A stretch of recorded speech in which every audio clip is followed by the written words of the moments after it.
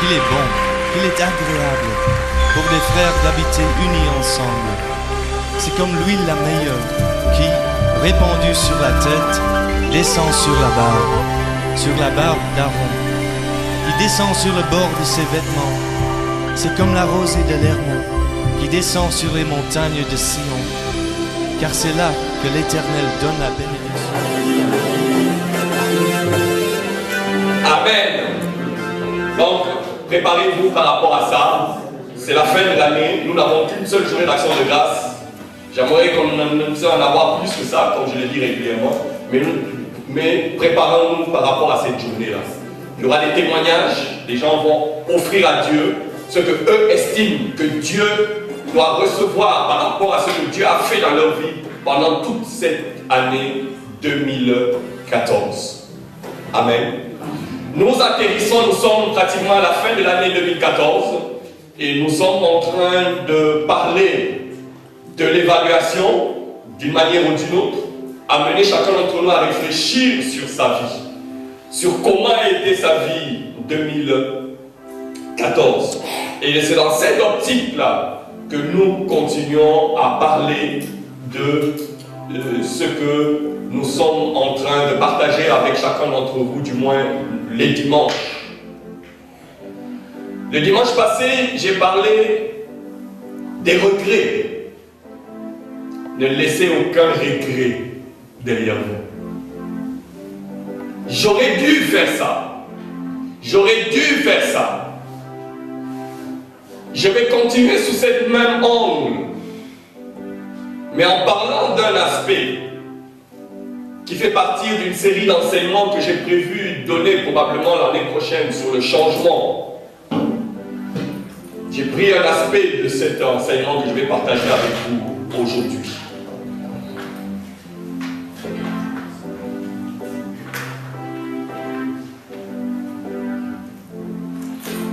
Avant que nous prions, je vais poser une question et après nous allons prier. Que ferais-tu si Dieu te disait, mon fils, ma fille, tu n'as que 15 jours de vie? Que ferais-tu? Courbons nos têtes dans la prière. Seigneur notre Dieu, nous voulons élever ton nom. Nous voulons te bénir, nous voulons t'exalter. Nous voulons te célébrer et nous voulons te magnifier. Nous sommes venus dans ta présence. Père, dispose nos cœurs. Dispose nos vies. Prépare mon cœur à recevoir ta parole. Car c'est ta parole que tu as envoyée, Seigneur, afin que nous soyons instruits, afin que nous soyons enseignés, afin que nous soyons convaincus, afin que nous soyons corrigés, pour que nous soyons prompts à toute bonne œuvre pour laquelle tu nous as appelés. Père, prépare nos cœurs à recevoir ta parole, mais surtout, comme je vais le partager aujourd'hui, que nous la mettions en pratique. Dans le nom de Jésus, nous avons ainsi prié. Amen.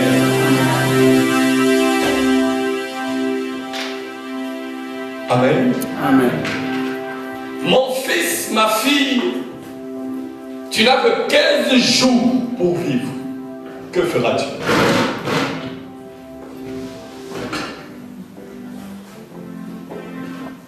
Qu'est-ce que tu vas faire? Tu vas commencer à préparer ton CV pour chercher un job.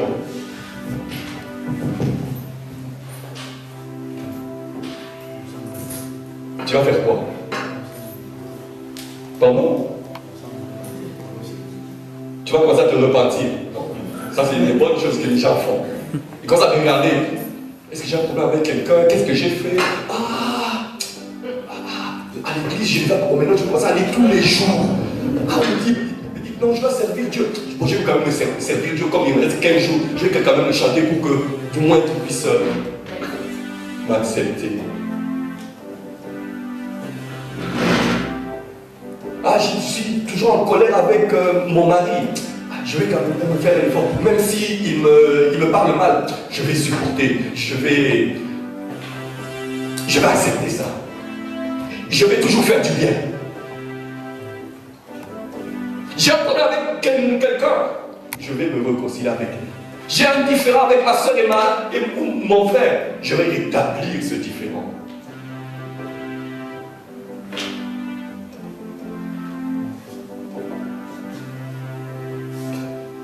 C'est ce qu'on va faire.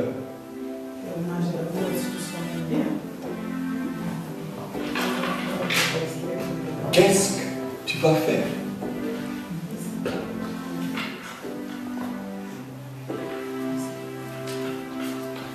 C'est une question que je devais poser le dimanche passé, mais j'ai dû oublier. Et je commence par ça. Ce n'est pas mon introduction. Et je vais développer le message que j'ai à partager avec vous aujourd'hui. Que fais-tu pour changer? Proverbe chapitre 16, le verset 3, le premier texte que nous allons lire ensemble. Le deuxième texte, c'est Jean chapitre 13, le verset 17.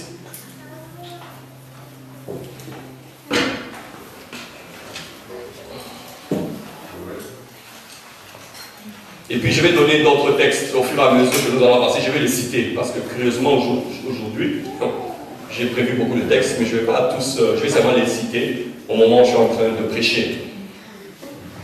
Mais ça sont les deux textes de base sur lesquels je vais développer mon message. Quelqu'un peut me lire Proverbe chapitre 16, le verset 3.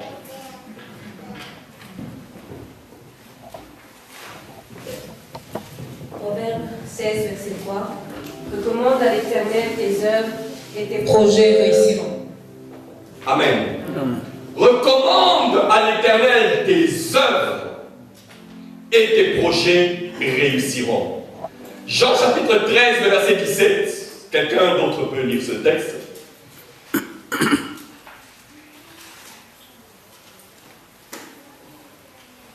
Si vous savez cela, vous êtes heureux ou vous faisons les métiers en pratique. Amen. Si vous savez ces choses ou cela, vous êtes heureux, mais pourvu que vous les pratiquez.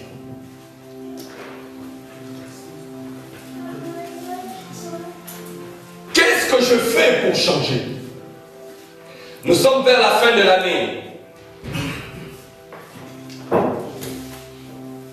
Et d'ici la fin de l'année, nous sommes déjà en train de réfléchir ce qu'a été pour nous l'année 2014. Qu'est-ce que Dieu a fait dans ma vie? Nous réfléchirons sur ça au mois de décembre.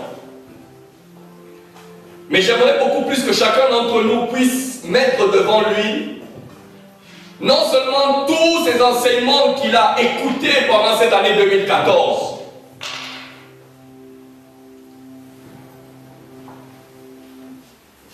mais qui se disent quelles sont aussi toutes les décisions que j'ai prises pendant cette année 2014. Mais dans toutes ces décisions-là, qu'est-ce que j'ai mis en pratique? Qu'est-ce que je n'ai pas mis en pratique? La Bible dit, ne soyez pas les auditeurs oublieux. Nous faisons partie de la génération des hommes et des femmes qui sont des auditeurs oublieux. Nous oublions la parole de Dieu, nous oublions les décisions que nous prenons. Nous les oublions. Il suffit qu'on sorte de cette porte. Nous avons tout oublié. Lorsque nous arrivons chez nous à la maison, nous reprenons la vie comme elle a toujours été. Pourquoi les gens n'arrivent pas à mettre la parole de Dieu en pratique? Une des choses, parce qu'ils oublient. Nous allons un peu aborder cet aspect aujourd'hui. Recommande à l'Éternel tes œuvres et tes projets réussiront. Qu'est-ce que c'est une œuvre? c'est l'ensemble d'actions accomplies par quelqu'un en vue d'un résultat. Beaucoup de gens pensent que le fait de prendre une décision ici, c'est suffisant. Changer, c'est un projet. Nous avons tous des projets. Te réconcilier avec ta soeur, te réconcilier avec ton frère, c'est un projet. Mais quelles sont les actions que tu as mises sur pied pour arriver à ce résultat, à la réussite de ce projet? Comme bons pentecôtistes, nous nous disons, Seigneur, change-moi au nom de Jésus. Amen. Et nous nous disons, c'est fini, j'ai changé. C'est loin d'être ça. Nous nous limitons à la prière. Beaucoup de gens disent, le jour qu'on va chasser les démons dans ma vie, ce jour-là, je vais changer. Je vous dis la vérité. Si il n'y a pas d'action que vous avez prévue pour changer, ne fût-ce que ces démons-là, s'ils sont partis, ils vont revenir. Amen.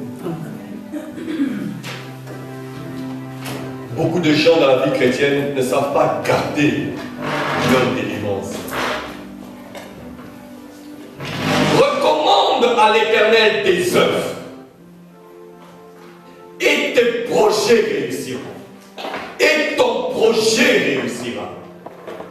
Nous ne mettons aucune action sur pied pour arriver à un résultat.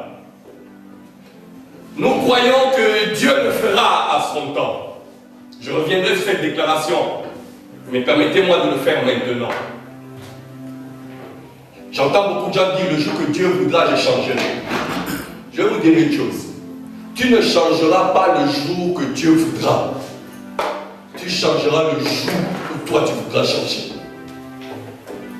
Amen. Que personne ne vous trompe. Vous faites des illusions.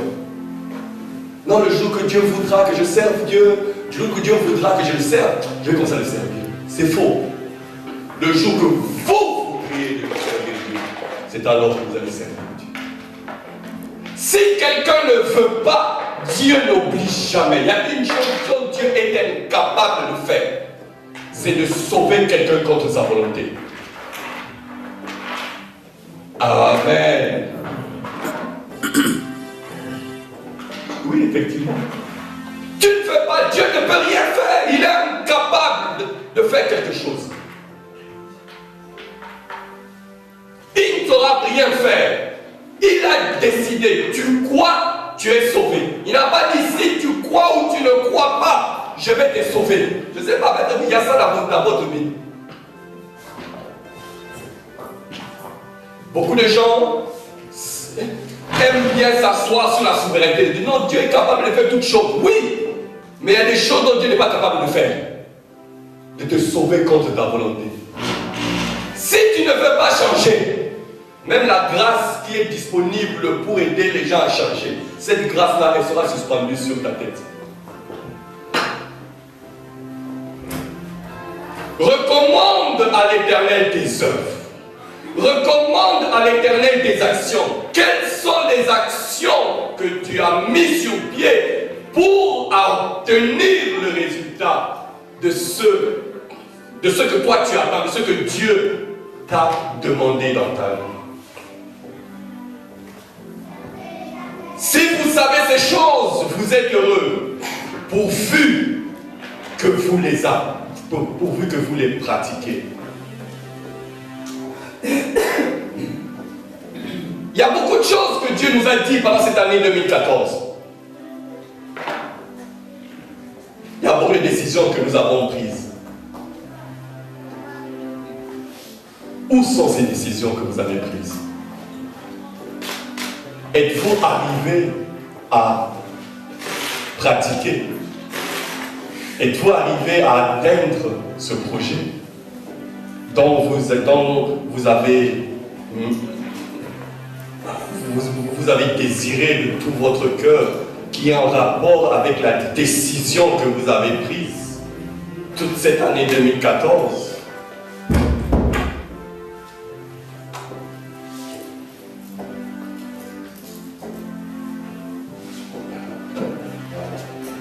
Tu enlèves un post-it, tu passes à l'autre, enlèves un post-it, ainsi de suite. Je ne sais pas, je crois que ça ne sera pas suffisant peut-être. En guise de souvenir, je sais que beaucoup de gens viennent à l'église, ils n'écrivent rien, ils retiennent tout ce que l'on dit.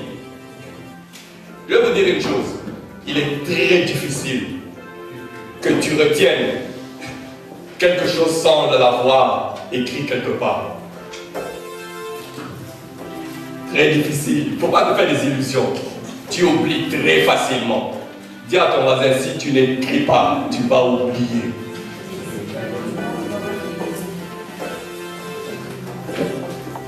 Ça même, on n'a pas besoin de Dieu pour ça. On n'a pas besoin de Dieu pour ça. Chacun d'entre nous le sait très bien. À l'école, imagine-toi, tu viens à l'école, tu es assis, tu suis le prof, tu n'écris rien. Qu'est-ce qui va arriver? Non, tu vas réussir à la fin de l'année.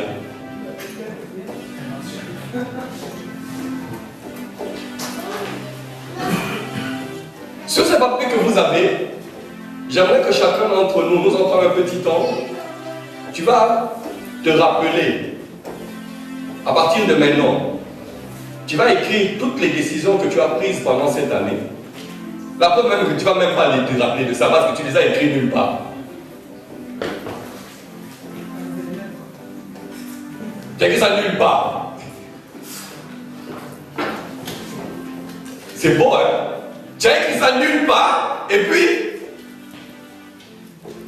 Seigneur, je vais changer. Seigneur, change-moi encore. Seigneur, Dieu dit, attends, j'envoie ma parole et tu n'en fais rien.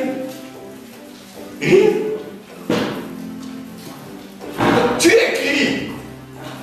Je vous ai donné ça pour que chacun va se rappeler. Ah, ça c'est le pasteur qui avait donné. Pour qu'on écrit des choses. N'écris pas autre chose. Ne fais pas un mot pour ta femme ou ton frère ou ta soeur. Non.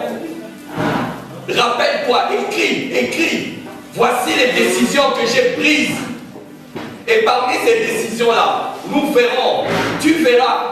Qu'est-ce que tu as déjà mis en pratique? Qu'est-ce que tu n'as pas encore mis en pratique? Je n'ai pas besoin que tu prennes. Je vais vous dire ce que vous allez en faire. Mais la grande question, c'est de savoir pourquoi jusqu'aujourd'hui, depuis le 1er janvier jusqu'à maintenant, toutes ces décisions-là que j'ai prises, aucune d'entre elles, j'ai pu la mettre en pratique. Aucun projet n'a pu aboutir. La raison la plus simple, c'est que nous n'avons aucune action prévue pour aboutir à un résultat. On se croit que le fait qu'on ait prié le dimanche, qu'on ait dit au nom de Jésus, je change, et j'ai changé. Ça serait beau, hein, si la vie chrétienne était comme ça. Ça serait super, hein? Non. Christ a payé le prix pour nous sauver. Il est passé par un chemin. Il dit, nous aussi nous devons passer par là. Changer, c'est pas facile. Chacun d'entre nous le sait. Je ne parle pas du changement aujourd'hui, mais je mentionne ça. Dans le jour où je vais parler de ça, ça sera vraiment différent. Pourvu que vous mettiez en pratique. Comme je le disais, nous connaissons beaucoup de choses. Nous savons au fond de notre intérieur que je dois me réconcilier avec ma soeur. Mais nous dormons, nous nous réveillons, le problème est toujours là. On dort, on se réveille, c'est toujours là. On dort, on se réveille, c'est toujours là. Une semaine est passée, un mois est passé, même une année est passée. Et Dieu me dit, il y a quelques personnes, même 2 ans ou 3 ans sont passés. Et ils sont toujours là en train de faire perdurer la situation. J'ai prêché le dimanche passé. Il dit le jour du salut, c'est pas demain, c'est pas après-demain. Ce n'est pas passé, non. C'est aujourd'hui. Et c'est maintenant. Combien de gens savent que fumer c'est mauvais? Est-ce que c'est la raison pour laquelle ils ont pu arrêter? Autrement dit, savoir, c'est pas ça le problème. Beaucoup d'entre nous, nous savons. Nous savons des choses que nous devons faire. Tout le monde, chacun d'entre nous ici, sait ce qu'il doit faire. Le fait de savoir n'a pas réglé le problème. Mais c'est la mise en pratique qui est le plus grand besoin que nous avons besoin.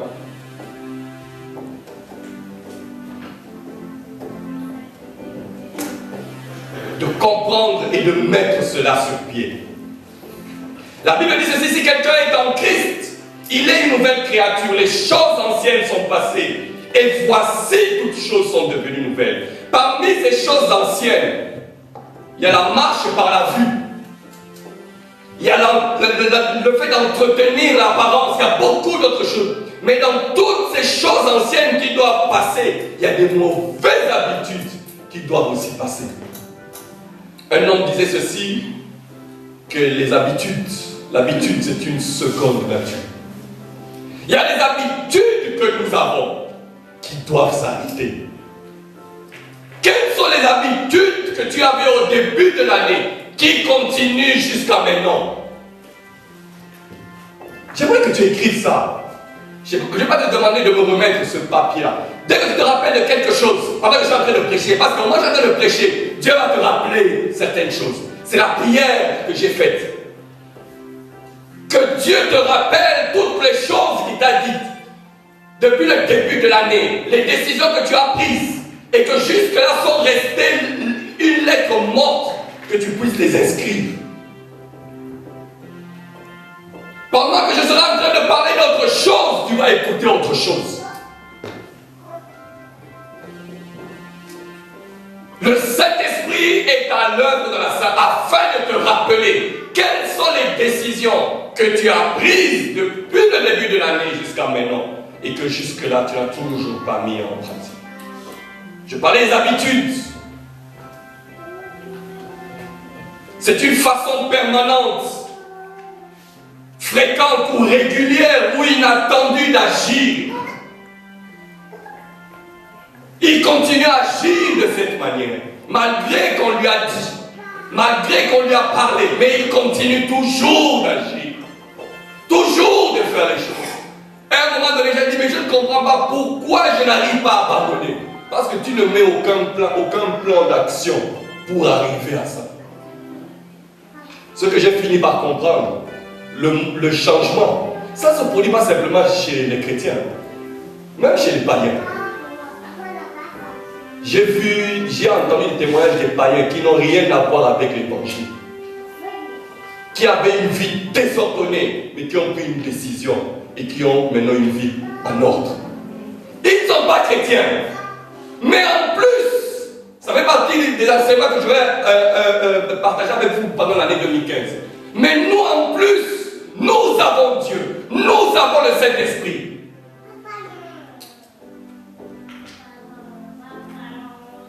J'ai connu des païens pudiques. Ils ont pris la décision d'arrêter cette vie. Et ils ont arrêté. Parce que nous pensons toujours que le changement, c'est seulement avec Dieu dans l'église. C'est faux. Même dans le monde, les gens changent. Ils prennent une décision, ils mettent un plan d'action et ils changent. Mais qu'en est-il pour l'église? Pour chacun d'entre nous?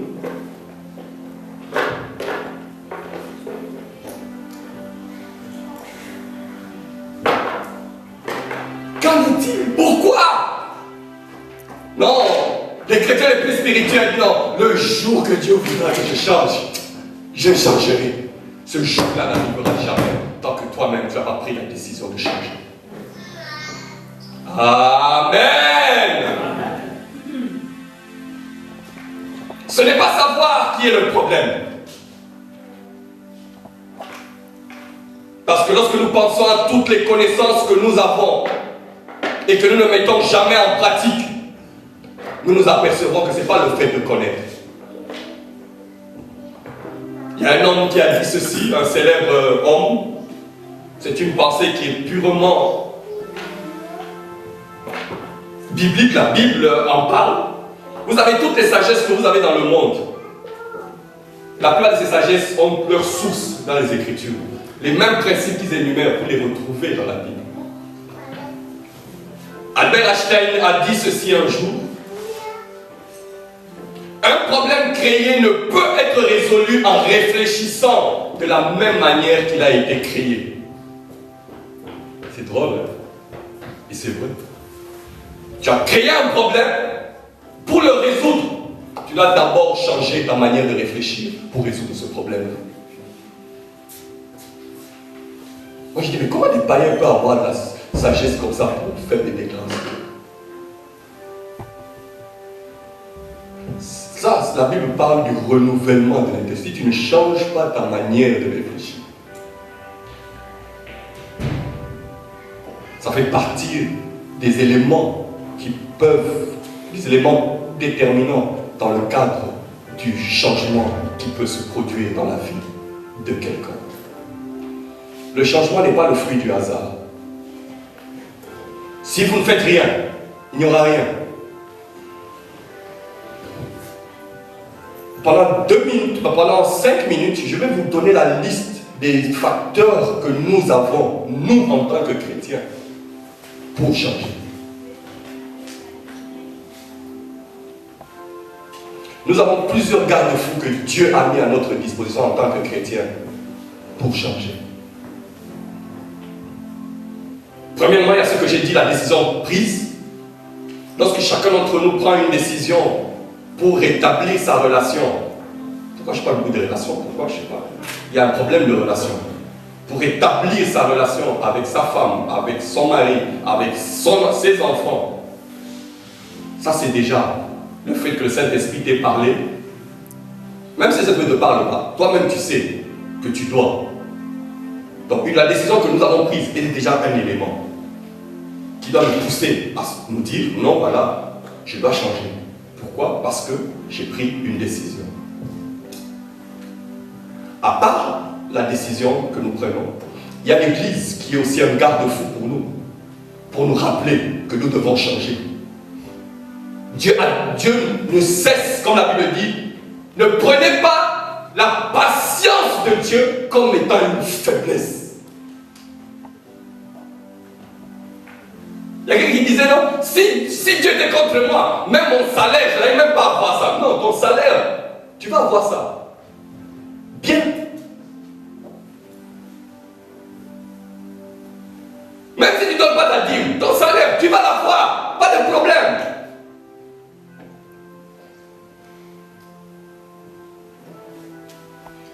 Il y a quelque chose de très fondamental, cette petite parenthèse, que nous devons... L'évangile qu'on nous a prêché, c'est un évangile de récompense. Il y a quelqu'un qui a fait cette analyse une fois, un commentaire par rapport à un verset des Écritures. Et j'ai trouvé ce commentaire-là très, très, très fondamental. En fait, pour nous, nous disons, si j'obéis à la parole de Dieu, Dieu va me garder, je vais prospérer.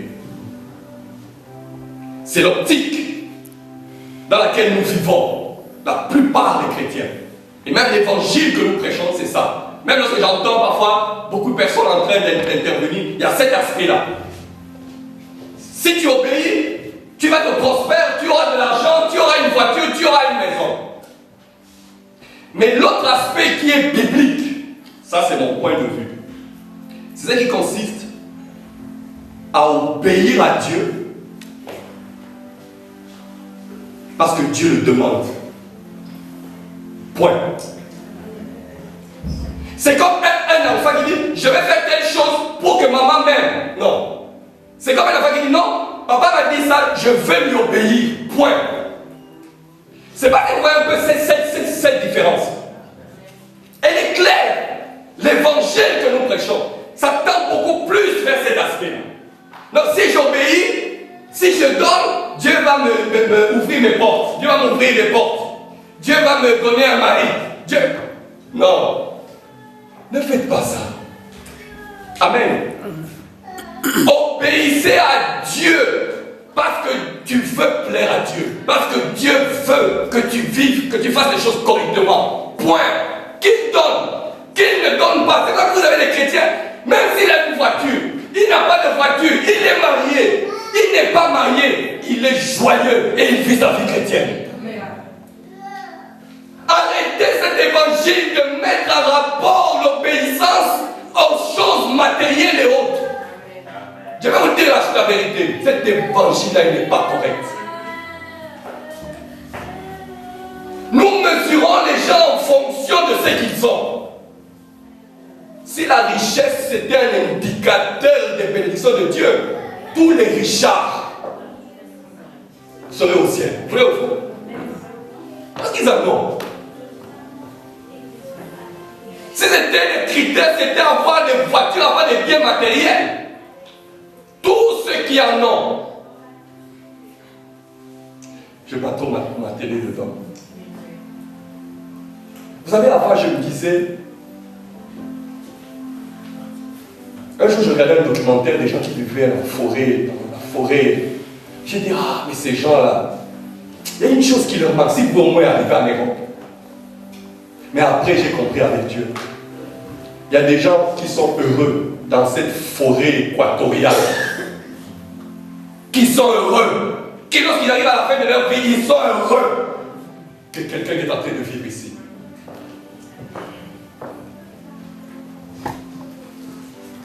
Amen. L'évangile que nous prêchons doit être bien, doit être clair. Dieu, il y a l'Église aussi, qui est un des facteurs qui sert de garde-fou, ne fût-ce que pour nous rappeler. Il y a le corps du Christ, il y a l'Église, il y a les frères, les sœurs, tout ça fait partie de l'Église, il y a même le pasteur. Vous savez, lorsque deux personnes se chamaillent ou bien il y a un problème entre eux, dès que le pasteur arrive, chacun s'arrange, se prépare.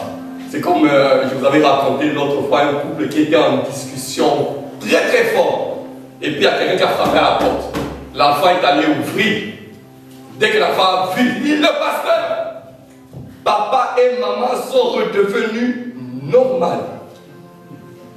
La colère a baissé en un coup. La personne qui riait pas commence à rire. J'ai dit, l'homme est capable d'échanger en une seconde.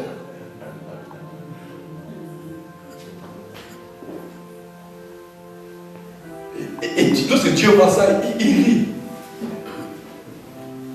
Est-ce que tu crois qu'au moment où ils ont commencé à se chamailler, ils ne pouvaient pas se calmer? Ils pouvaient, mais ils ne voulaient pas.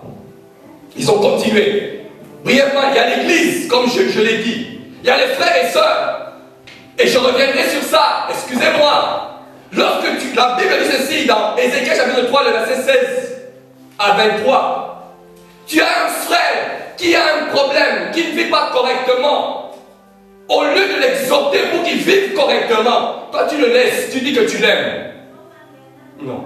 La Bible dit, son sang te sera redemandé.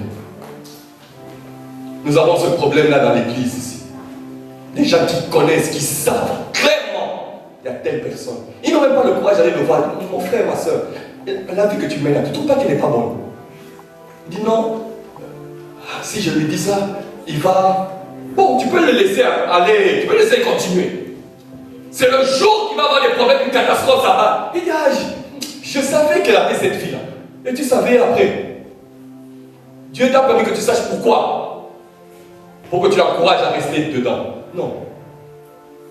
Il y a l'église. Je fais la parenthèse. Il y a la parole de Dieu. Chaque jour, lorsque nous prêchons, chacun d'entre vous se rappelle des décisions qu'il a prises. Il n'y a pas seulement la parole de Dieu, il y a la prière. La Bible dit ceci: je veux donc que tous les hommes prient en tout lieu en élevant des mains pures. C'est-à-dire, lorsque tu veux prier, dois d'abord te rappeler, du moins ceux qui sont normaux. Il dit, est-ce que mes mains sont pures? La prière est un garde-fou pour te rappeler. La preuve, c'est que beaucoup de gens par rituel, dès qu'ils commencent à prier, la première chose, ils commencent par la confession. Et curieusement, la même confession, il a fait tous les jours. Tous les jours. Tous les jours. Il confesse et puis il reprend, il confesse et il reprend. J'ai dit ça une fois. Ne confessez pas un péché dont vous n'avez pas l'intention d'abandonner. C'est une insulte vis-à-vis de Dieu. C'est comme si tu es avec peut-être ta femme, tu lui dis non, voilà. En tout cas, vraiment, pardonne-moi parce que j'ai pris l'argent du foyer, j'ai fait autre chose. Et il dit, oh, bon, bah, je te pardonne. Et puis dès que tu tournes, tu prends encore l'argent, tu vas encore faire la même chose. Qu'est-ce qu'elle va dire? Elle va dire quoi? Tu te moques d'elle. C'est la même chose que nous faisons. Je dis toujours, mieux vaut de ne pas confesser. Reste dans cette situation. Le jour où tu prendras la décision d'arrêter, c'est là où va devant Dieu et tu confesses. Ça fait partie des principes de la repentance. J'ai déjà parlé de ça une fois. Je ne veux pas trop m'étendre là-dessus. Il y a des principes pour se repentir. Il y a la prière, il y a l'offrande. La Bible dit, si tu veux donner ton offrande, mais que tu penses que tu as un problème avec ton frère, fais quoi? Prends ton offrande, dépose ça de côté. Va d'abord régler le problème et viens donner l'offrande. Ne fût-ce que l'offrande te rappelle l'engagement, les décisions que tu as prises. Mais curieusement, malgré toutes ces choses-là, nous continuons à vivre. Même la conscience, la Bible dit, il montre que l'œuvre de la loi est écrite dans leur cœur. Leur conscience les rendant témoignage et leurs pensées s'accusant ou se défendant tour à tour. Combien de gens se défendent? Non, j'ai parlé comme ça parce qu'il fallait qu'ils m'entendent.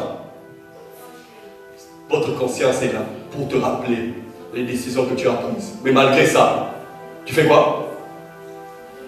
Tu continues. Il y a le Saint-Esprit, la Bible dit ceci, mais le Consolateur, l'Esprit Saint, que le Père enverra à mon nom, vous enseignera toutes choses, il vous rappellera. J'ai fait une déclaration. Si toi-même, tu ne veux pas te rappeler de quelque chose, et que tu entends que le Saint-Esprit te le rappelle, c'est peine perdue. Le Saint-Esprit nous rappelle, mais nous ne voulons pas nous rappeler. Nous ne voulons pas nous rappeler. Qu'est-ce que je fais pour me rappeler? Se rappeler, c'est garder dans la conscience ce à quoi nous prêtons attention. Si nous prêtons attention plutôt à quelque chose, excusez-moi, nous changeons. Si vous prenez parmi les décisions que vous avez prises, prenez-en une. Vous prêtez attention à cela. C'est là où le changement va commencer. Si vous l'oubliez, rien ne va se produire. Prends-le devant toi. Le changement ne vient pas par hasard, ne vient pas de soi-même, mais il y a des actions que nous devons mettre sur pied. J'aimerais que mon épouse puisse intervenir un peu par rapport à ça, et je ne sais pas si le frère Didier aussi va partager un peu la manière dont un aspect de sa vie a changé. Qu'est-ce qu'il a fait pour que ça change? Amen. Amen. Bon, je vais d'abord prendre une illustration dans la Bible pour montrer comment quelqu'un a changé. Une belle histoire, peut-être la manière dont on nous l'a présentée nous a toujours fait croire que c'était une histoire triste, mais c'est une très belle histoire, ce qu'on appelle communément l'histoire du fils prodigue. Je ne vais pas tout lire, mais je vais surtout prendre le verset. Attends, à partir du verset. Oui, à partir du verset 16. Lorsque, effectivement, le fils prodigue, nous connaissons l'histoire, s'est retrouvé en difficulté et il a commencé à réfléchir. Au verset 16, il dit: il aurait bien désiré se passer de Carou, j'ai pas de lunettes. Je donne mes yeux.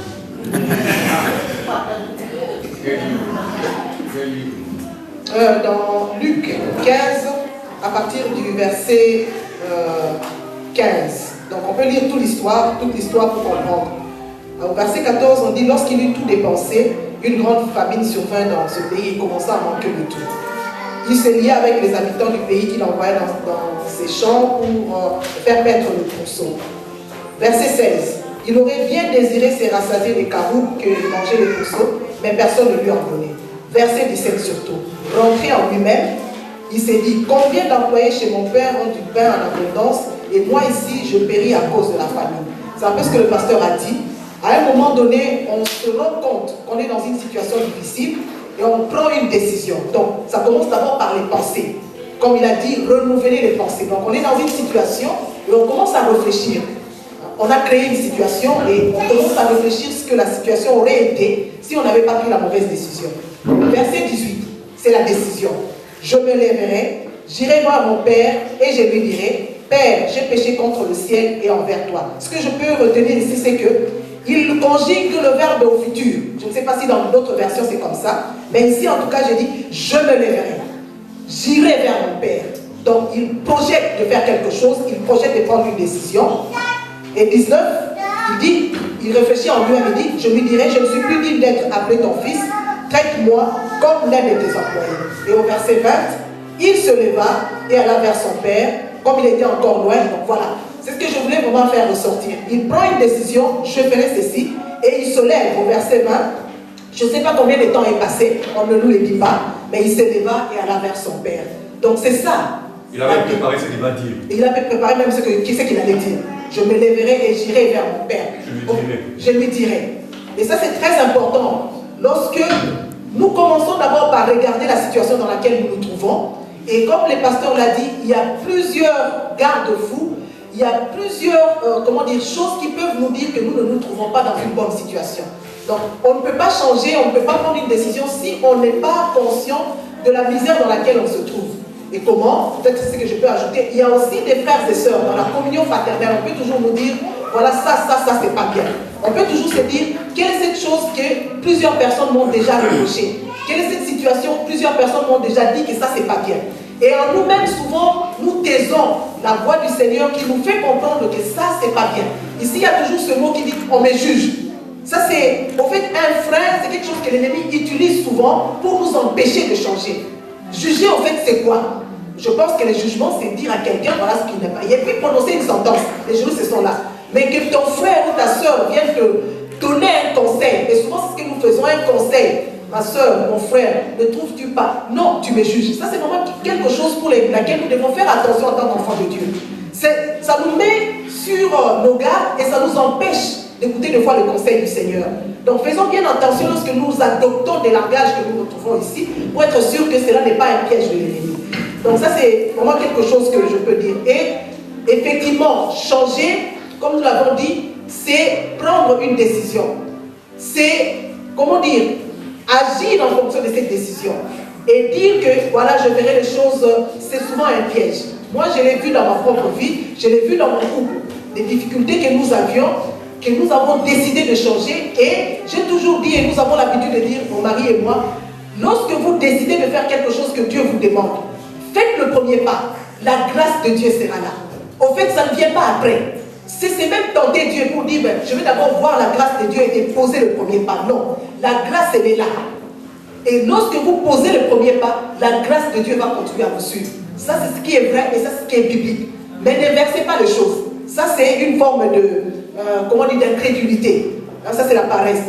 Mais aussi, quand le pasteur parlait, il y a une pensée qui est venue en moi. Je me suis rendu compte, en regardant peut-être des documentaires ou bien en accompagnant, surtout dans le moment des deuils, dans les moments difficiles. J'ai vu des personnes, quelqu'un qui a raté un crash, et on lui a posé la question, quelle était la pensée qui était dans votre pensée, qui était en vous, juste quand on vous a annoncé que l'avion allait connaître un problème. Alors qu'est-ce que le monsieur dit? Dit non, j'ai écrit un petit mot pour dire à ma femme que je l'aimais. J'ai mis ça dans mon sac et je me suis dit, je vais mettre le sac autour de mon bras, comme ça même si je mourais, au moins on allait retrouver le sac et ma femme allait voir là-dedans que j'ai mis un mot que je l'aimais. Et en fait, la personne était en train de dire que beaucoup de gens, lorsqu'ils se retrouvent devant un danger imminent, la première pensée, c'est aux proches. Qu'est-ce que je veux dire? Voilà, je vais dire je t'aime ou quoi que ce soit. Mais pourquoi ne pas prendre la décision de le faire pendant que vous êtes ensemble? Pendant que vous avez l'occasion? Pourquoi simplement attendre le moment ultime pour le faire? Donc si vous pouvez le faire en ce moment-là, c'est que vous étiez capable de le faire aussi avant. Donc c'est ça aussi le timing. Quand est-ce qu'il faut décider de changer? Ce que le pasteur a posé la première question, là, si vous restez 15 jours pour vivre, qu'est-ce que vous allez faire? Mais vous allez vous rendre compte que vous allez faire des choses qui sont déjà passées dans votre tête, mais que vous avez toujours remis à demain. Ça, c'est vraiment très important. Et j'ai vu même des personnes venir se réconcilier, entre guillemets, je ne sais même pas pourquoi on fait ça, deux personnes qui ne s'entendaient pas, et voilà, papa qui meurt, ou bien deux enfants qui, dans une famille qui ne s'entendaient pas, papa meurt, et puis voilà, les gens qui viennent dans le cimetière, ça ne sert à rien pour dire que papa, tu es mort, nous allons nous réconcilier. Mais quelle est cette capacité qui vient maintenant, là, que pendant que papa est déjà décédé, que vous n'avez pas avant? Donc il y a des choses comme ça où nous sommes en train de nous tromper nous-mêmes, hein, alors que nous sommes capables de le faire. Donc ce que moi je voudrais vraiment dire ici, c'est comme cet enfant prodigue qui prend la décision, en fait on l'appelle enfant prodigue, qui prend la décision, qui pose des actes, la grâce de Dieu a été avec lui et il a fait ce qu'il devait faire. Ici ça s'est bien terminé, mais même si ça ne se termine pas bien, tu fais le pas, l'autre n'accepte pas, moi je l'ai fait pour le Seigneur, un peu comme le pasteur l'a dit, je fais ma part, le Seigneur lui fera aussi sa part. Et ça c'est ce qui est très important que je voulais aussi ajouter là.